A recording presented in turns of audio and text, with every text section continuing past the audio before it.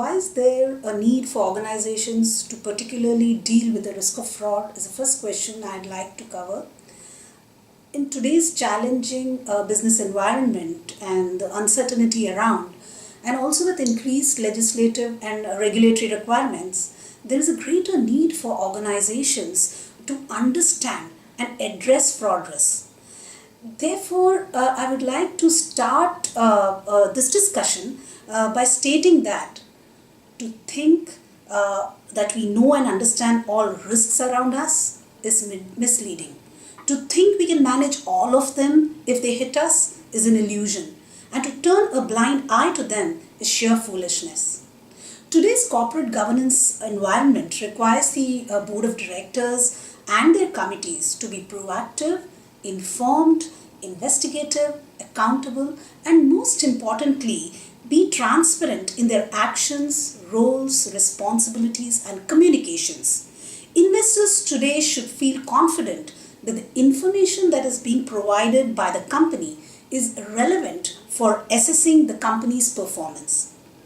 Also, the new Companies Act 2013 makes independent directors, key managerial personnel, and officers of the company responsible and accountable to deal with the risk of fraud, which requires them to ensure integrity of financial information and financial controls and implement systems of risk management that is robust and defensible that would require the companies to actually implement a comprehensive fraud risk management framework in place. It also makes it mandatory for listed companies to implement vigil mechanism, that is the whistleblowing system, which is considered to be one of the most effective fraud prevention and detection technique for organizations to implement. Let's move on to the second aspect of how can then organizations mitigate the risk of fraud. Organizations would really need to take proactive steps to protect their brand and reputation by evaluating and assessing their exposure to the risk of fraud, corruption, and other financial crime related issues. Now, that needs to be done on an ongoing basis. Considering that the business dynamics are changing so fast, the organizations need to be one step ahead of the fraudsters to address this business risk of fraud.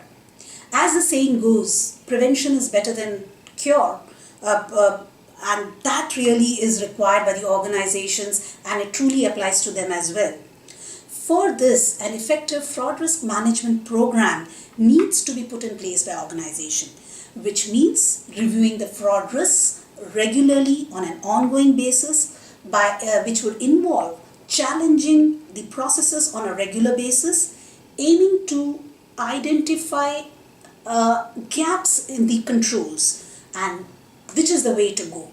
Therefore, a meticulous and an ongoing effort to actually address the exposure to the risks of fraud can only protect the organization against the significant acts of fraud which the organizations face and are victimized. So now let's finally move on to what are the various techniques therefore that can be adopted by organizations to address this risk of fraud.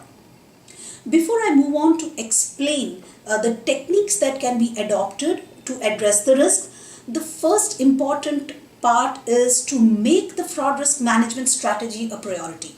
The organizations need to do that, and that would involve discussions with the board of directors, involve audit committee members and the senior management personnel in order to garner the top level support. So building a cross-departmental fraud risk management committee would involve talking about the fraud risk, understanding the past experiences that the organization has faced with respect to fraud, and also what frauds are come to the notice on the public domain is a way in which the various risks and the schemes could be shared amongst the committee members. which would help in evolving a robust strategy that can be adopted by organizations to mitigate the risk of fraud. And this therefore calls for an effective risk management which comes from openness and awareness. Now moving on to the specific techniques that can be implemented to address the fraud risks. The first thing would be that the organization need to roll out a comprehensive code of business conduct and ethics policy that would really set the tone at the top.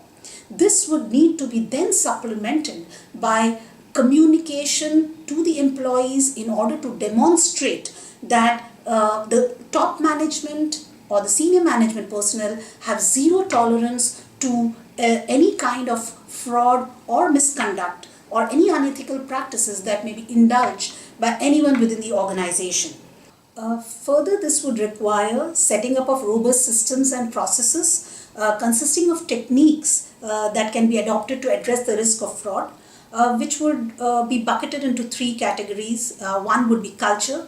Creating a social control environment is very important, whereby each one checks the other, and that would entail setting up of a whistleblowing system, which would involve setting up of a policy and a mechanism whereby employees and third parties can confidentially report any concern or issue or any matter of wrongdoing or unethical practice that they might have come across.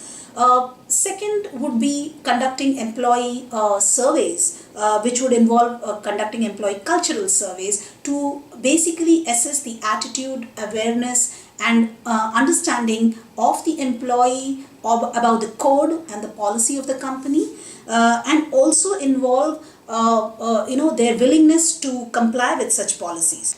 Fraud awareness training and ethical dilemma workshops can also be conducted to communicate the company's code of conduct and ethics policy using a practical scenario-based approach, which helps employees to know how to deal with a situation of misconduct that he or she is encountered with or knows is occurring or might have occurred.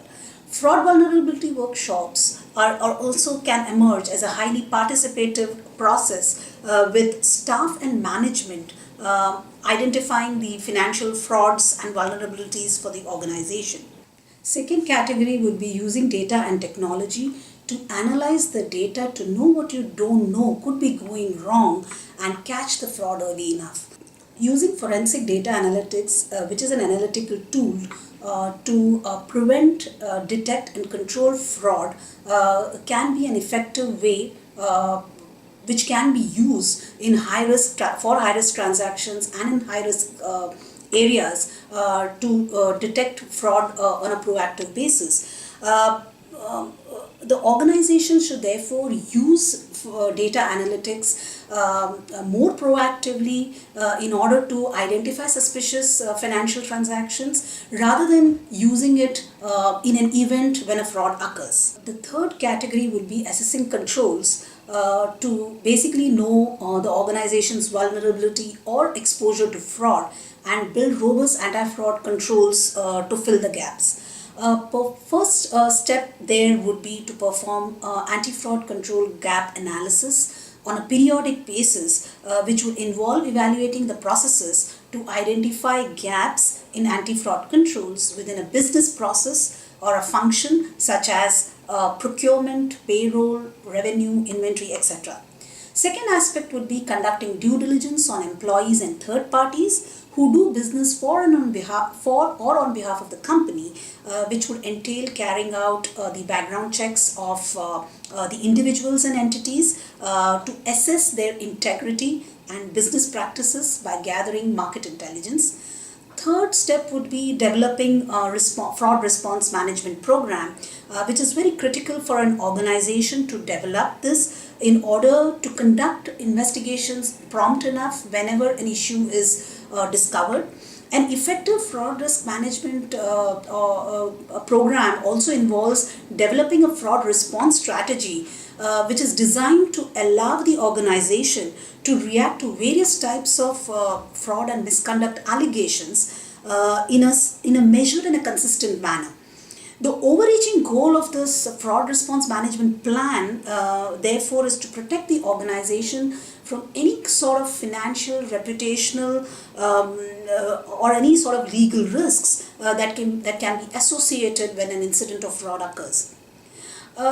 In certain situations of mergers and acquisitions, as a part of risk management, what generally the companies would also conduct is the forensic due diligence, which essentially is carried out in a merger and acquisition type of a transaction, which includes procedures that are specifically carried out to look for red flags. And that includes potential fraud, corruption, and other financial crime related issues that could jeopardize their reputation or a transaction.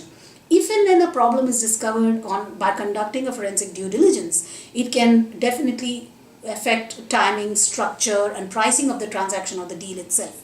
In conclusion, I'd like to say that a continuous improvement approach to the fraud risk management strategy requires a regular measurement of where the business is and where it wants to be in terms of effectively preventing, detecting, and deterring fraud using the techniques as we have discussed before.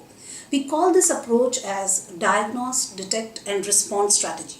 An effective fraud risk management framework will enable the organization to have controls that first prevent the fraud from occurring, detect as soon as the fraud happens, and respond effectively to fraud incidents when they occur. A timely detection of fraud incidents will go a long way in containing the losses and improving the chances of recovery. It is now time for organizations to ensure that their current fraud risk management strategies are revised to ensure that they are in line with the current fraud trends and are adequate to take care of the future growth, besides increasing the ways of detecting frauds proactively. Thank you.